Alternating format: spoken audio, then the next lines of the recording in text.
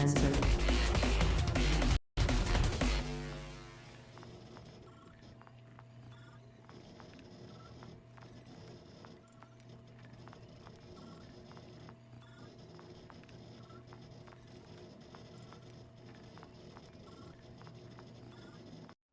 All right. What's up, everybody? I should be live. You should be able to see me and hear me.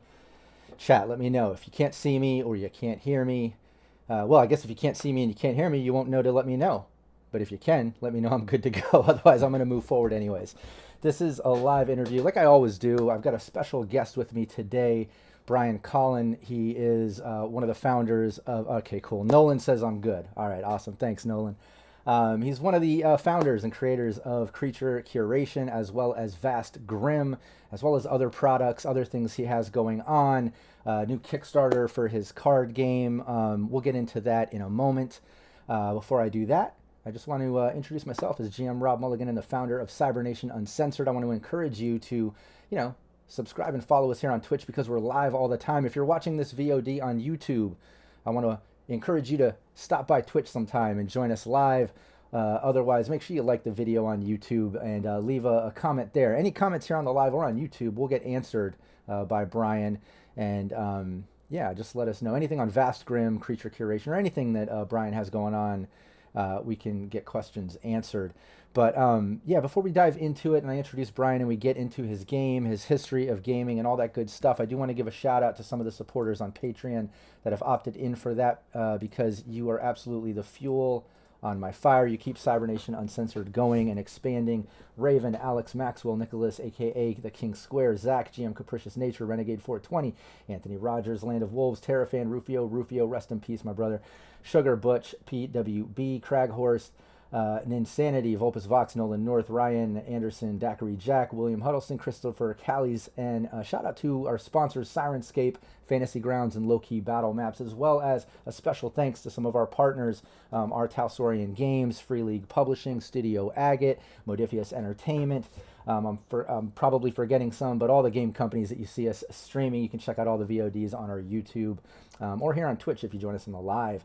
We also have a really active Discord. I do want to give a shout out to that because we have some casting calls going on right now. If you're watching this live or you're catching the VOD of this on YouTube, within a week of it being live, those casting calls will probably still be there. We're keeping them open. We have Alien. I think we have some upcoming Cyberpunk, if that casting call didn't drop, and a few others.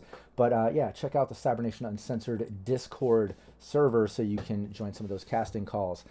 Now, without further ado, I want to introduce my buddy Brian. I met him a couple years ago at Gen Con. I fell in love with his game Vast Grimm because if you know anything about Cybernation Uncensored and myself, you know I fucking love cyberpunk and any games and content and things based around that genre or even remotely close to it. I fucking love it. So instantly I fell in love with Vast Grimm, and I've got Team Plug and Play every Saturday rocking out some Cyborg. And Vast Grimm is kind of like a love child of Mörk Borg and Cyborg set in space with some worms and some other shit going on too. So we'll be taking that team after Cyborg into Vast Grimm. So make sure you tune into those live streams every Saturday right here on the Cybernation Uncensored Twitch, or check out the YouTube channel for all the VODs on Team Plug and Play. So let's get into Brian. Aside from the gaming, he's got some other things going on. Like I mentioned, I've seen that he does some sculpting. He's got Creature Curation, all that stuff. Let's introduce him. Brian, what's up? Let's make sure your mic is working first. Say hello. And let's. Hey, Rob. Thanks for having me. Hell yeah. I can hear you. Chat, let me know. Make sure he's not muted. If anybody gets frozen or muted along the way, just let us know in chat and we'll try to get that fixed right away because sometimes glitches happen. So yeah, Brian, you know I love the game. Yes. We met a while ago, and I do want to get into that. We have some questions from the community. I want you to, Very cool. explain Vast Grimm, the lore, all that. I do want to let chat know that we are not going to be getting into the crunch or the mechanics of the game and anything like Probably that. a little crunch anyway, so. No, I agree. It's very easy to get into, but the main reason is because I plan on putting out a complete crash course on Vast Grimm the same way I did with Cyberpunk Red, with Cyborg, Awesome. with Studio Agate's Shadows of Estrin. So that's coming. So this video is not about that. This video is absolutely about getting to know Brian, the history of him, his company, the idea behind Vast Grimm, and we're going to dive into the lore a little bit when we get there, and then your upcoming card game Plunderlust that is currently on Kickstarter. We're going to get into that too. But before we dive into all the gaming stuff, let's take it back to, little mini Brian Colin, you as a little kid. Yeah. Where did it all start for you with gaming? Was it Nintendo? Was it the original D&D? Was it, I don't know, take me back, get me into gaming and bring me all the way up to, maybe not all the way into Vast Grimm, but where it got serious and stuff for you. Yeah. Totally. Yeah, so it feels like it's always been serious, even when I didn't know exactly how to play properly, or properly. Like there's a right way to play make believe. Right. I was playing Nintendo and stuff as a kid, and then I had some friends, and we were hanging out in their. We lived in townhouses. I grew up in Maryland, and we were in their back area, and they had like a little tiny cement step coming down off the back door. And they had convinced me to steal some matches from my house because for some reason my grandparents collected matchbooks, and so I'd bring matches over, and we were just lighting stuff on fire in the backyard. And we were in 4th grade, and their older sister came home and saw us doing that and smacked us all upside the head, and then brought out the D&D red box and said, "Hey, stop burning stuff, do this instead." And sure enough, like then almost every day and night and weekend, from the end of elementary school through middle school, through working at 7-Eleven, and it just became gaming. We went into D&D, went into 2nd edition D&D, then Vampire came out because I graduated high school in '94, so like played just a little bit of Call of Cthulhu in the end of high school, played a lot of like Teenage Mutant Ninja Turtles by Palladium, played some Rifts, just played a variety of games that we could find at the local comic shop then, until I went away to college in the Art Institute of Pittsburgh. And like, you'd have like spring break, stuff like that. Everybody would come to my house in high school, and like I'd have 13 people down in my basement having giant games that, would be horrible now as an adult trying to manage that many people and actually make sure people enjoyed themselves. But, as a kid, it didn't seem to matter. But then I started getting more into like Fate in college. I discovered that, and I really enjoyed a much more light system, something that really focused more on the narrative side of things. And then when I moved to Georgia in '97, I finally met a group of friends at the very end of '99 that were gaming, and I started playing with them, and then just kept going from there until I hit Gen Con for the first time. I want to say 2016 in the Artist Alley, because I had brought my sculptures with me, and that's when I realized that there were so many other people out there that love world building and playing RPGs, and that's when I started to transition into making stuff taking my homebrew stuff and turning it into something that's more of a product for lots of people to play in. Yeah. I love that it started with being kind of pulled away from starting fires and doing some evil shit. When you consider back in the day, right? It was like what was it, Satanic Panic or whatever, that whole rage that came out about D&D, about it being evil and getting kids to worship Satan and do bad things, and here it is, like kind of getting you from doing bad things and get into some gaming instead of setting fires. That's funny. I love that. Also, it's great that you kept up with gaming all through. I mean, even going up, into art school and everything, and all the way up through going into Gen Con for sculpting, to then learn how popular gaming is, to then I imagine transition to, or evolve into kind of the products and games that you're doing now, which we'll get into in a moment. But, sure. But yeah. Elaborate on that a little bit, on the sculpting side of it, going to art school. What was the plan back then? Because like now, Sure. You know what I mean. Things always evolve and change. I mean, I'm a jack of many trades myself. Like I love, just because you know how it is when you're a creative, you can't stop coming up with ideas, and if you mess on in different industries, exactly. So, and you seem like that to me because I saw you because of the game, fell in love. But then when I started looking at the things you did, I was like, wow, this sculpting, and like you're an artist. And then I realized the art that you put into the game, like you didn't just come up with a world and stuff and then hire an artist, do this, not like, you do a lot of things. So let's take it back to that art school stuff. Sure. And the sculpting and your first trip to Gen Con and the reasoning behind all that. Fill me in. Totally. And there were pockets of time where I wasn't gaming at all in there. I'd like to think that I got to play all through my entire life, but there were windows where I just didn't have people to play with. Of But course, yeah. I went to art school thinking I was going to be a comic book artist because the Art Institute had a comic book track, and I started getting into it. And then I realized my pencil skills were not that good. So I went into graphic design.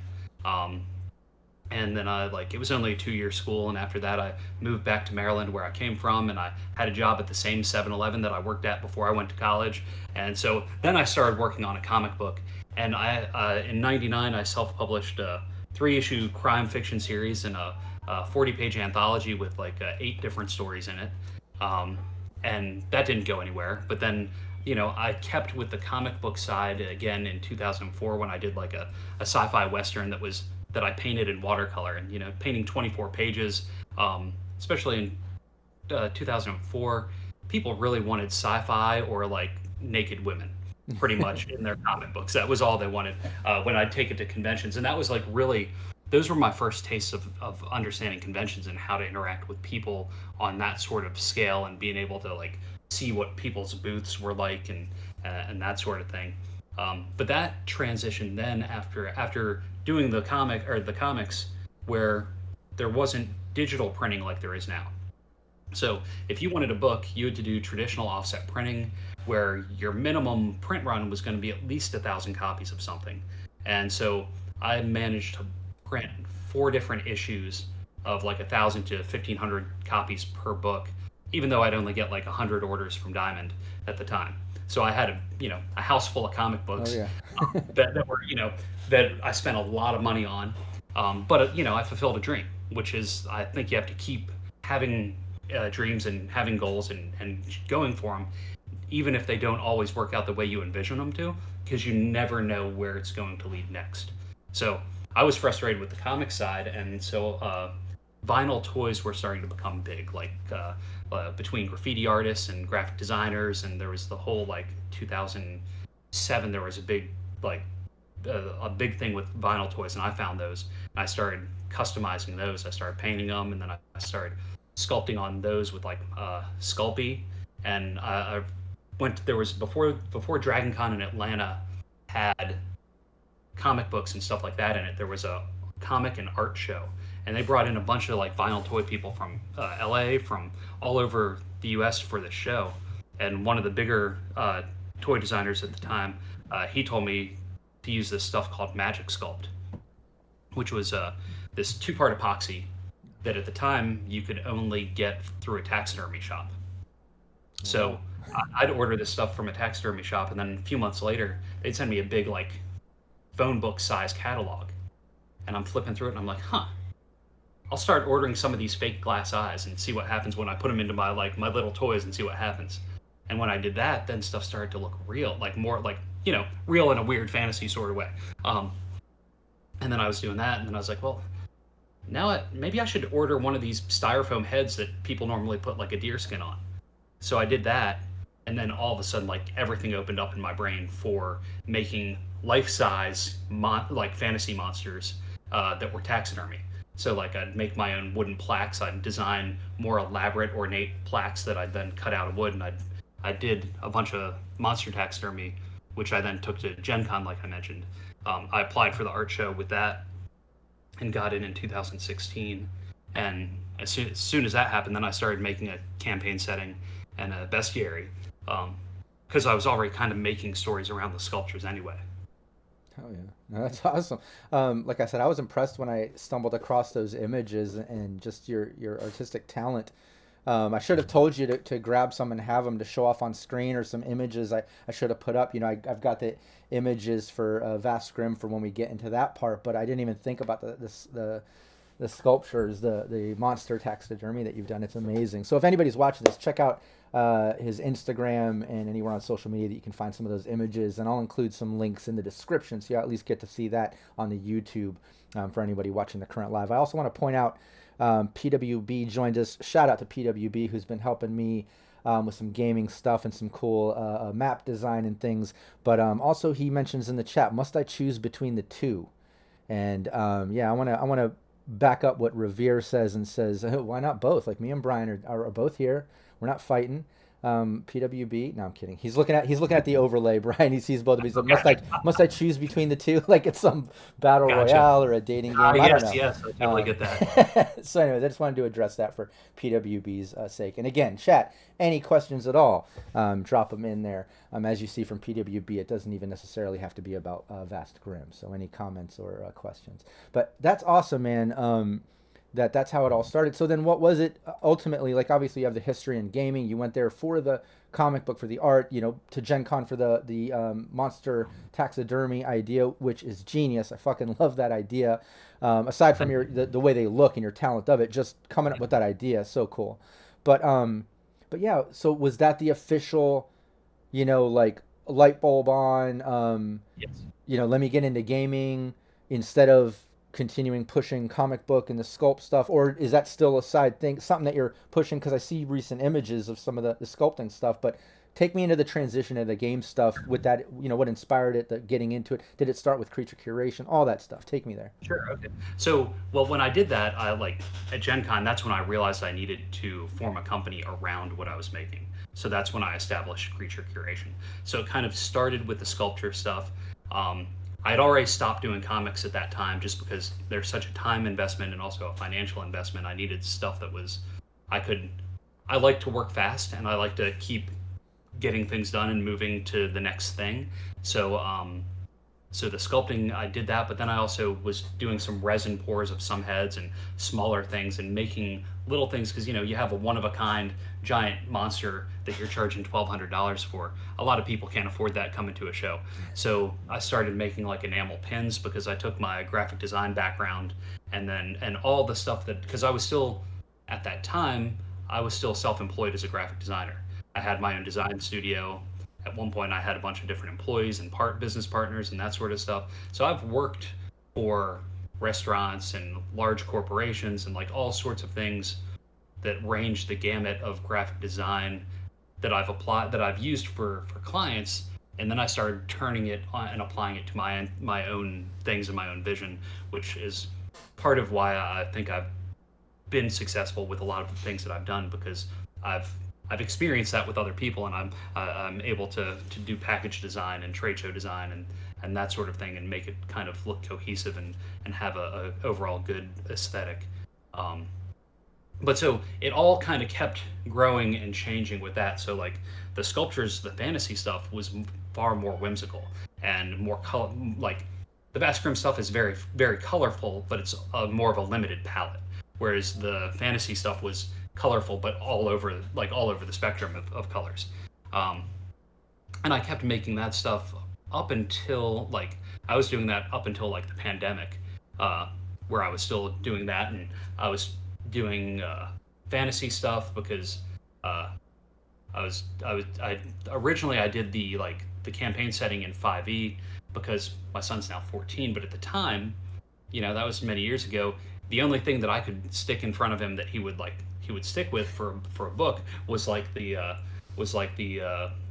monster manuals that were like the Kobold Press manuals and stuff like that. I tried giving him like a Fate monster manual, and there just wasn't enough stuff for him to sink his brain into.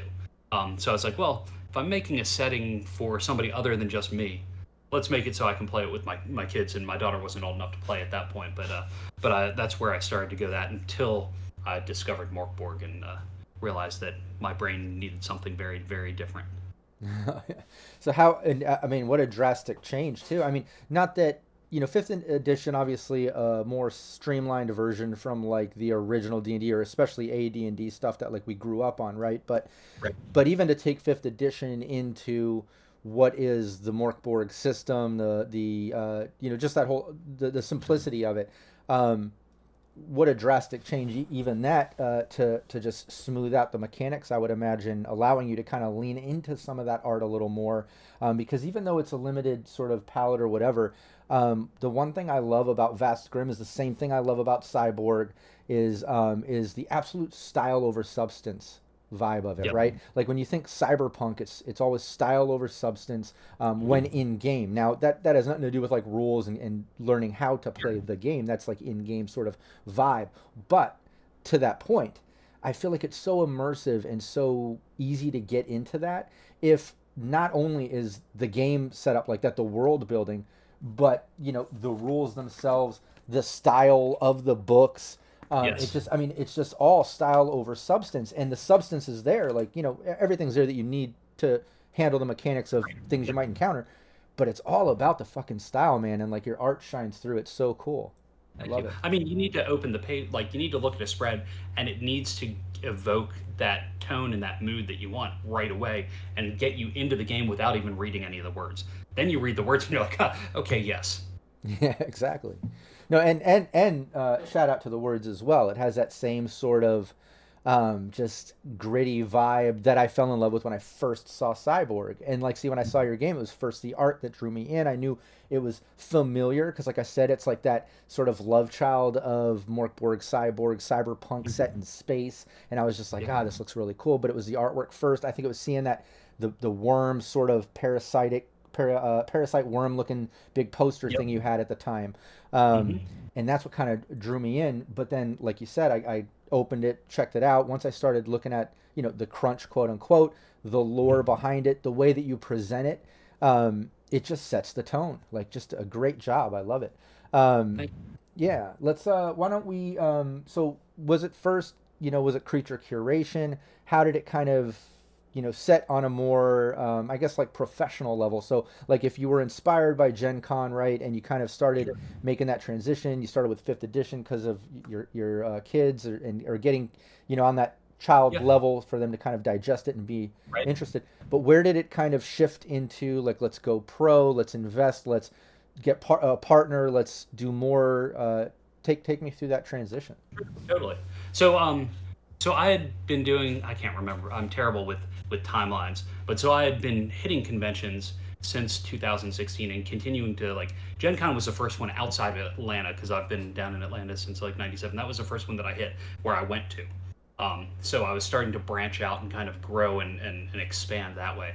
So Creature Curation kept building. I started doing Kickstarters for products like other things like blind box squishies of RPG monsters, and Okay. had a couple of I was Kickstarters. going to ask about that. Not to interrupt, Oh but yeah, but you bringing that up, that kind of, I want to pull a future question over to here, sure, because yeah, I was going to bring up that because that's what I saw was all the other products aside from the game. And see, in my mind, once you said about the taxidermy and kind of your sculpting and that stuff kind of starting Creature Curation, I was like, ah, that makes sense, the name. But then I thought it kind of hit like a, I don't know, a professional distribution, like take it up a notch because of the gaming stuff at Gen Con. But it also was at the same time of those other products and things, is what I'm understanding. So yeah, yeah. yeah. So like over the couple of years there, where I was building up Creature Curation, and I like my daughter was super into blind boxes, and I was like, well, if she's gonna get blind boxes, why not make it shit that I like? Why not make it cool things that like if I was a kid now, like going back in time, what would I wish I could get? And then I started like she was also super into stuffed animals, so I started manufacturing plushies based off of designs that I did. So like I pulling all that knowledge from my client work and just dumping it into myself and continuing to grow the number of things that I made so that like when somebody would come to my booth, they might not like this or this, but wow, they're definitely pulled into this. Now I'm transitioning more away from a lot of that to go full on the RPG side, but all of that stuff, the Creature Curation stuff, was everything that I did as like a side project because I was still running my business as a graphic designer. I was still the majority of my revenue and income was coming from that, and then I was hoping that the Creature Curation stuff would make enough to pay to make more stuff. Oh, And just keep funding itself while I was paying myself from doing work for restaurants and doing work for this corporation or whatnot. nice.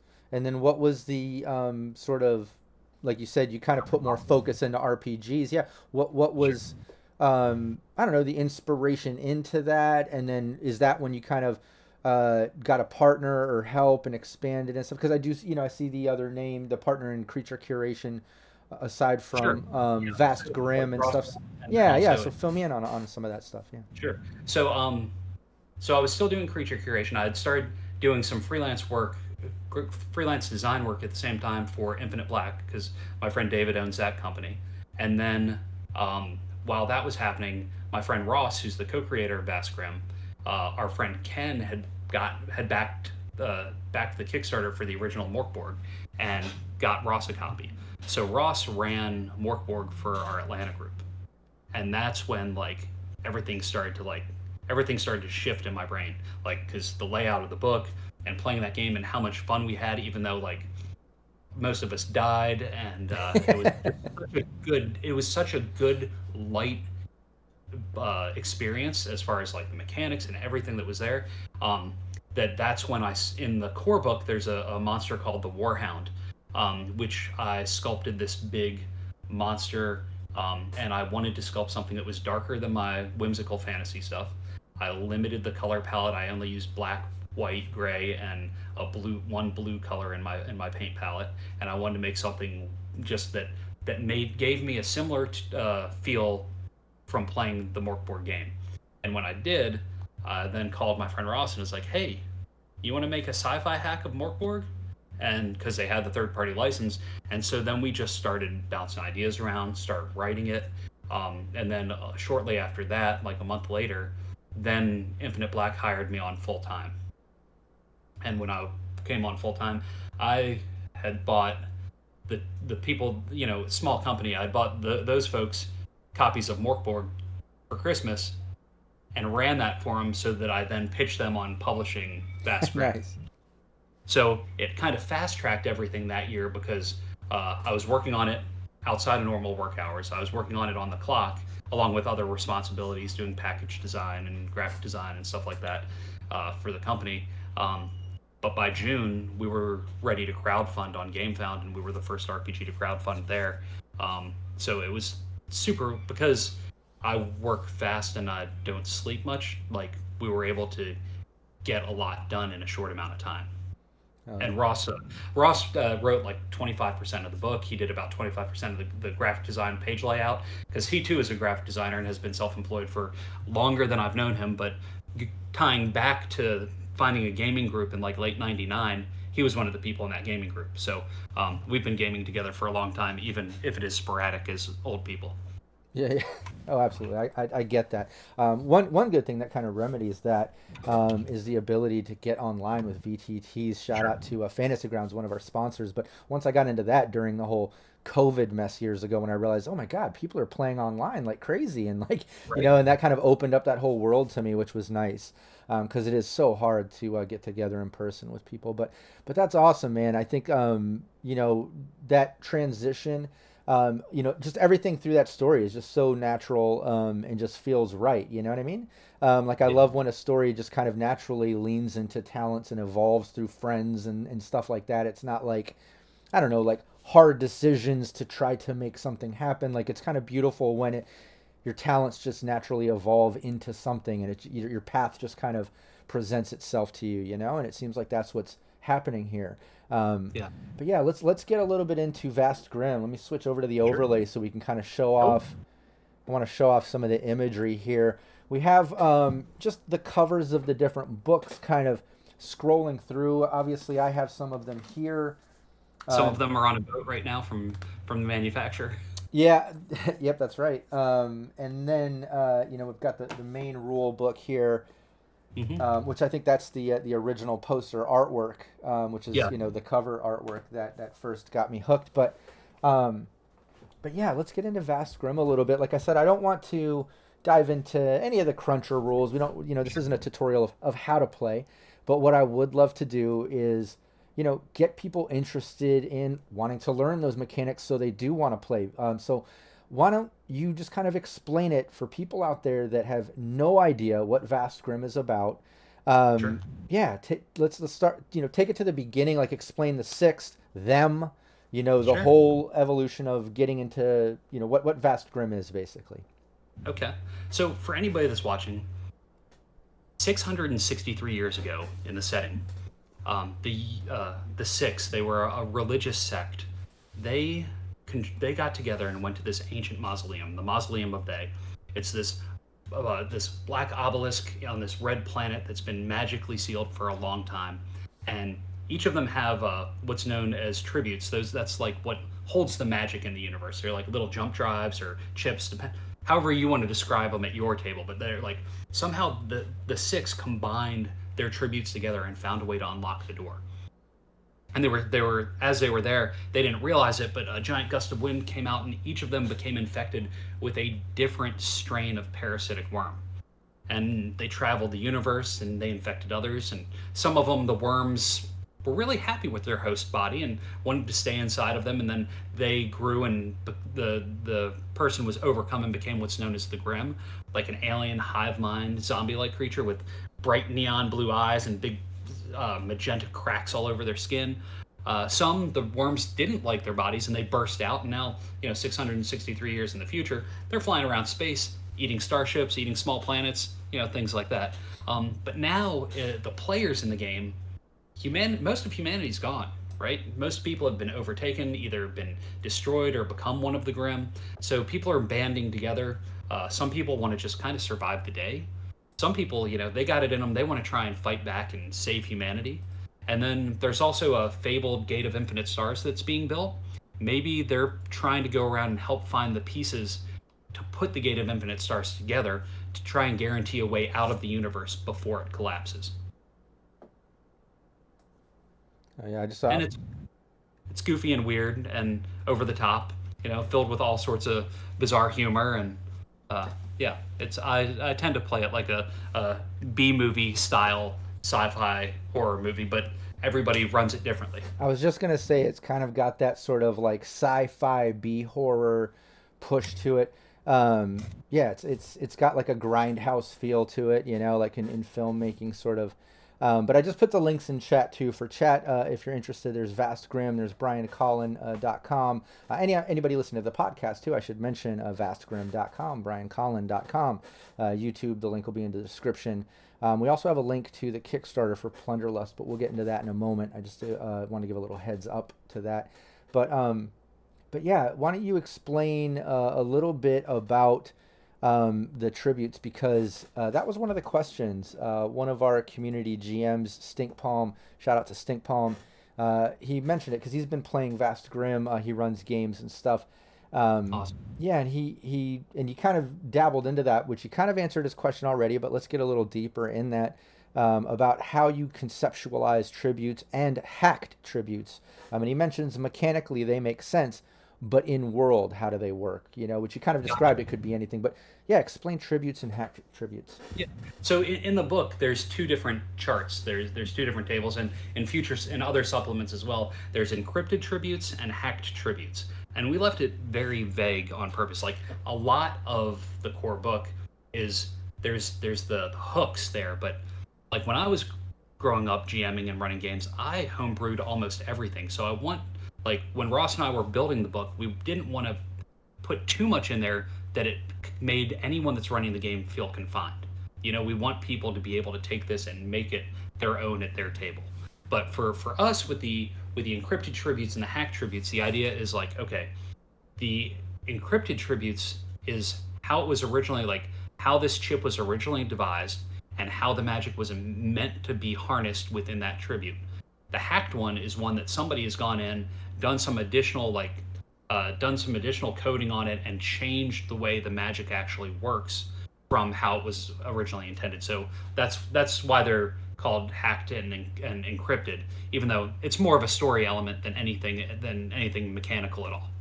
Yeah, and visually, like you mentioned, it could kind of be whatever a GM wants to describe it, thumb drive, disk, or literally any type of item that could hold this information, right? Exactly, yes. Yeah, and see, and you mentioned about like kind of, you didn't want GMs to feel too confined within the rules or within the lore setting or anything like that. And I love that you mentioned that, because I talk about that randomly. Like over the years, I've mentioned it numerous times on different streams and things.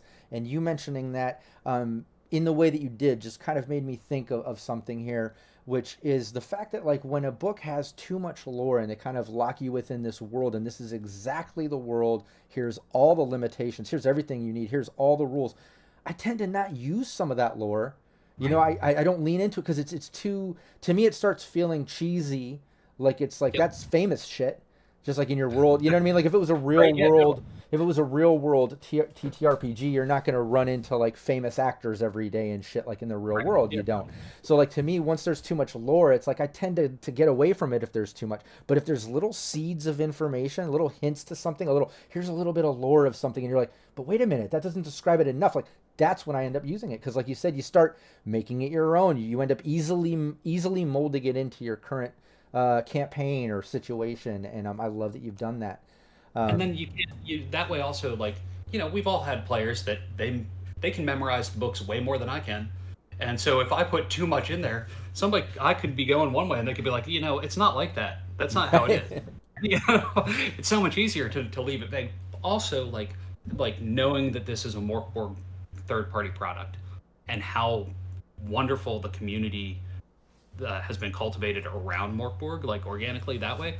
I wanted to also make sure there was plenty of room for people to do third party Vast Grimm stuff as well. I didn't want to make it so that like it's my way or no way. I want everybody to feel like they can come in and make their own stuff with it. Yeah, no, that's awesome.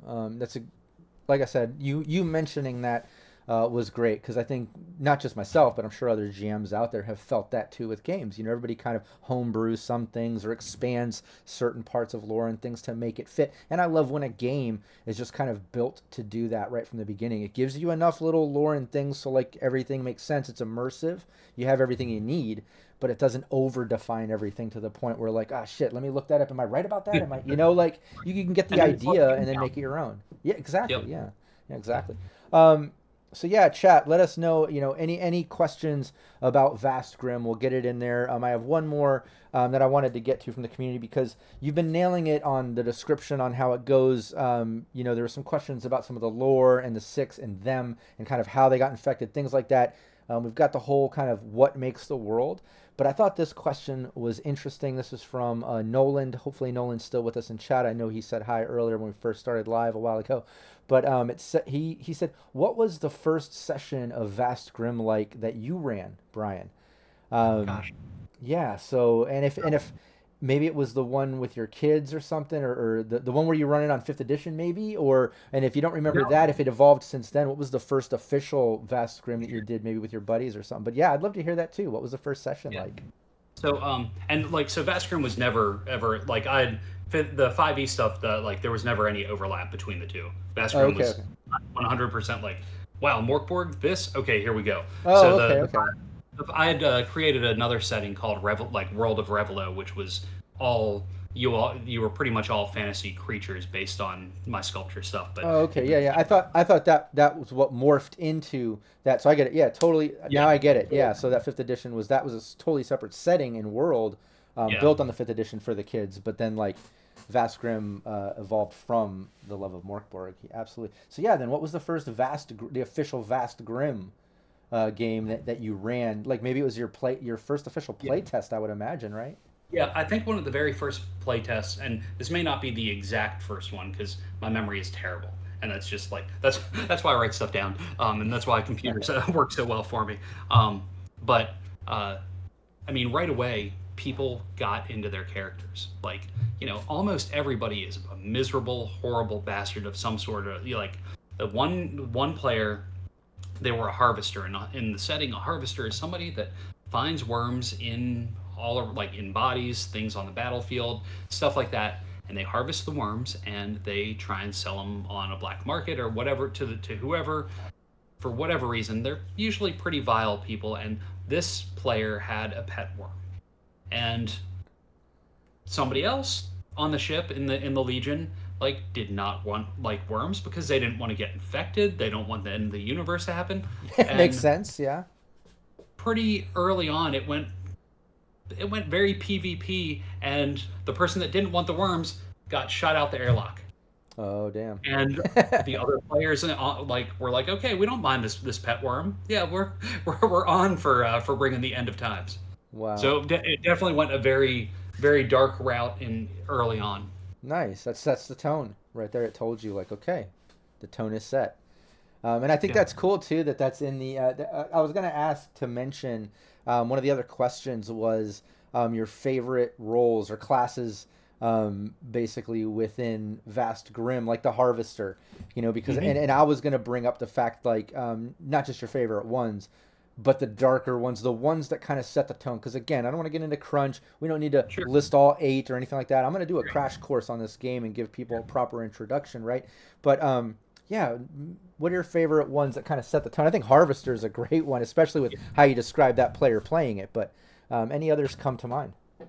You know, so when Ross and I did the Harvester and the Devout, we knew that they were definitely like this could go like really really bad. But when I especially running games at conventions with people that don't know the game or it's their first experience with the game, I let people know up front that if you're playing a Devout, the rest of the party may like if they find out you're Devout, they may want you like completely dead because you want humanity to end. But Yeah. I've had a couple of people that lean into the Devout as though they're like a evangelical preacher, and it has been some of the most entertaining role playing around the ship. Like just like really trying to get people to convert and trying to get people to worship they and try and infect other people with worms and it's just been a very very different direction in a game than what I thought the adventure was going to be, which is always to me the best adventures. Like if Oh you yeah. can keep me on my toes when I'm running a game, I'm there for it. Yeah, absolutely. Especially like, you get all these awesome little side arcs and narrative arcs and things you can build on. But no, it's funny because I was gonna see what other, classes or things kind of portray Vastgrim properly, and Devout was definitely one of them because it has a total cultist sort of like, worship the dark side vibe, within the team that's supposed to be trying to save humanity for the most part. But yeah, absolutely sets a tone. And I think you tapped into another thing too that absolutely love, and it's one of my favorite things about certain types of tabletop role playing games that are based around horror is the fact that it just can get that kind of dark, and everybody kind of wants to lean into a character like that. I think even when you play, games that aren't horror or leaning on some of that darker sort of grindhousey or grim or noir style games, even if you're playing like fantasy, players tend to make a character that has a unique quirk or fucked up Yep. issue or something, like there's always something. At least most, and I say most players, like ones that love to lean into role play and have fun with it, right? Like new players Absolutely. might not get that dynamic or deep with the character, right? But it always seems like players that have some experience, they're always creating these awesome characters that have real human dynamics and depth to them. And there's always a dark side, there's always something fucked up going on, and I think You need that conflict to add to add interest to the character. absolutely, yeah. It kind of pulls in, little bit of balance to everything always being good or save the day or being a hero vibe, right?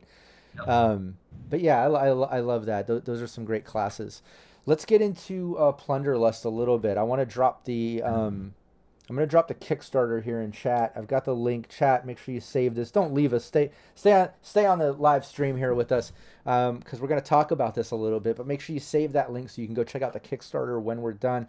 I'm also gonna put that link in the YouTube VOD in the description. I'll also share that link in the Discord and around the different socials that we have for CNU. So anybody in the community that didn't get a chance to check out the live, or you're maybe checking out the podcast or anything else, you can easily find the link around in the community.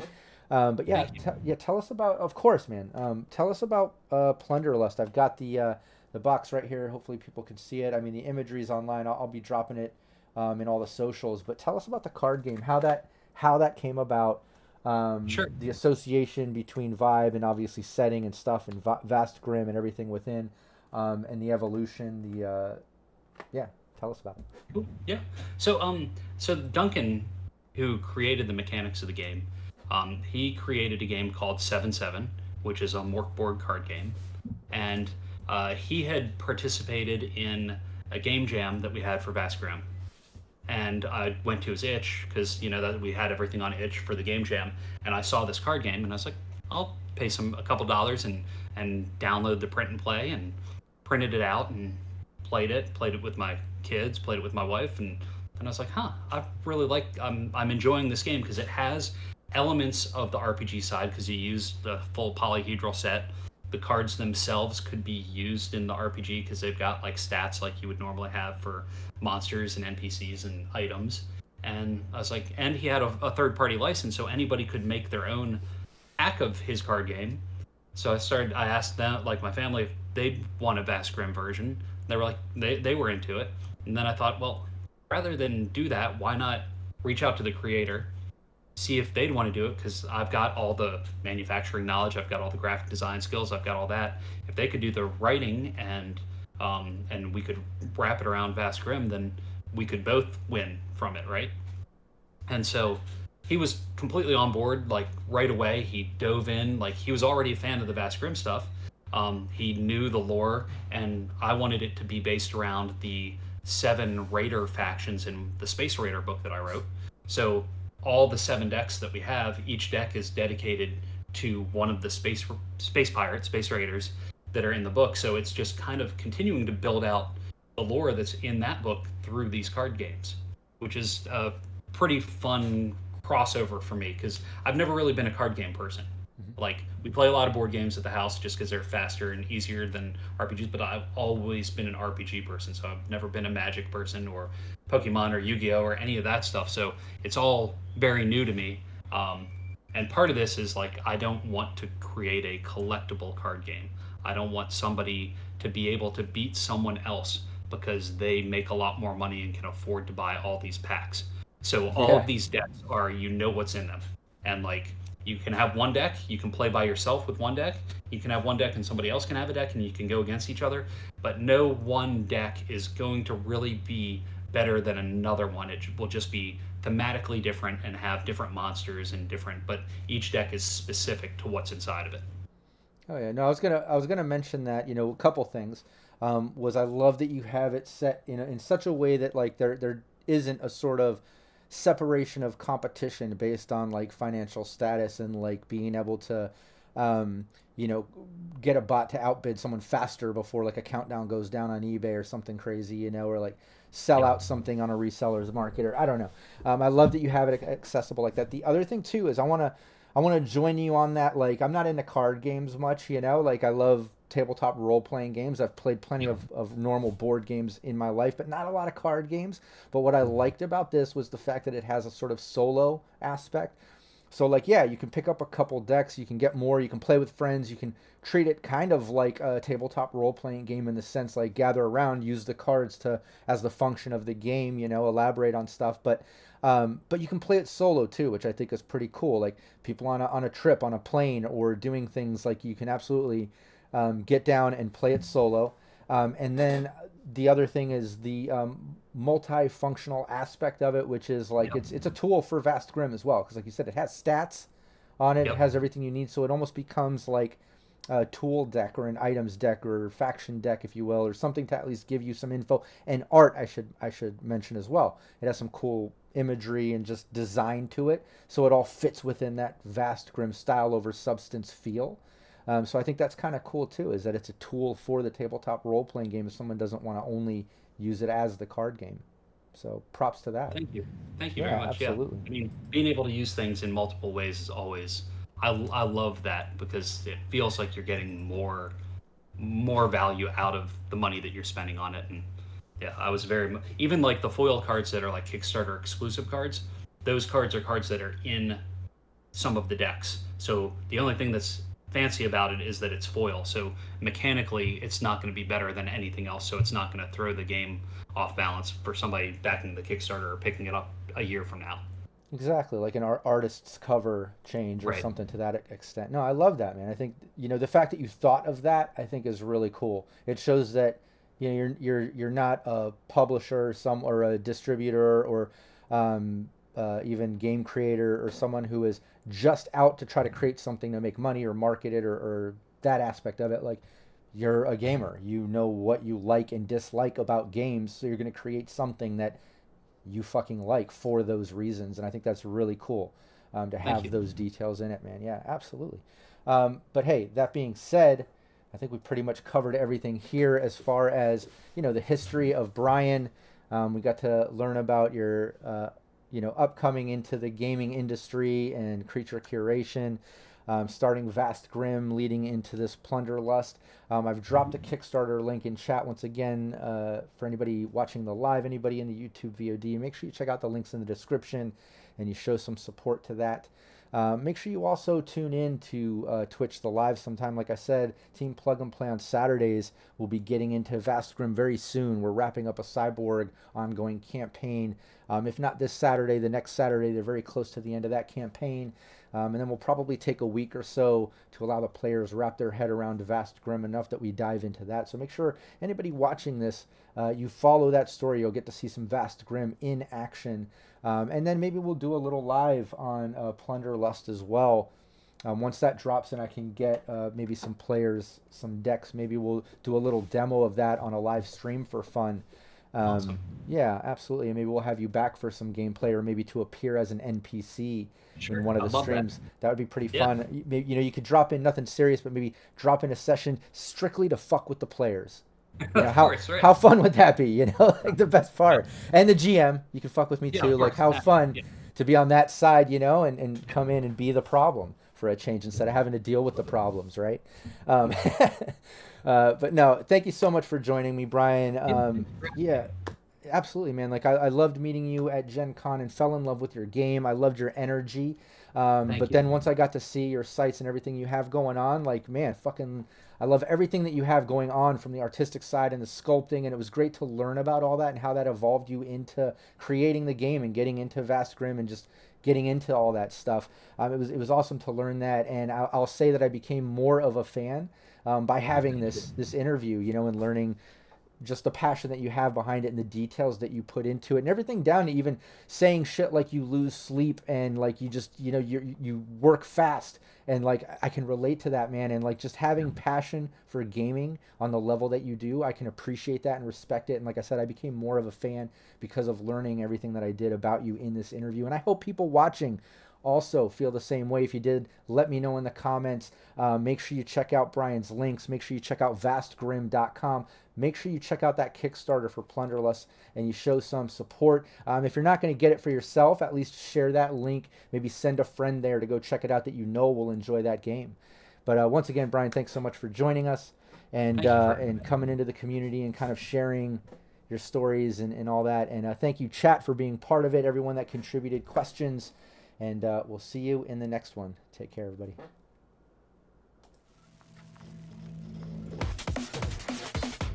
Cybernation Uncensored.